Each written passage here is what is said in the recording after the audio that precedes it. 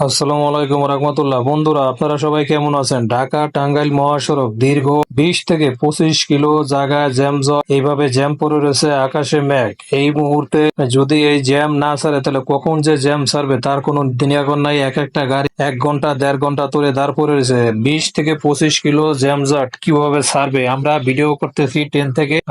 পুরো ভিডিওটা দেখাইতে পারবো না, কারণ ট্রেন আবার ভিতর দিয়ে ঘুরে যাবে। যতটুকু রাস্তার পাশে আছে যমুনা সেতু পার হওয়ার পরে ততটুকু আমরা আপনাদেরকে দেখাইতে, তবে পুরা ক্লিয়ার করতে পারতাছি না। তারপরেও যদি ভিডিওটা আমাদের ভালো লাগে আপনারা লাইক কমেন্ট শেয়ার করে যাবেন, সবাইকে ফলো দিয়ে যাবেন, দেখার মতন সুযোগ করে দেবেন। যত দূর পর্যন্ত দেখানো সম্ভব আমরা আপনাদেরকে দেখায় যাব যে কত দূর পর্যন্ত জ্যামজট আছে, সম্পূর্ণ আপনারা ভিডিওতে দেখতে পারবেন। এই যে দেখেন কত দূর পর্যন্ত জ্যামজট পড়ে আছে, এত জ্যাম বলার বাহিরে।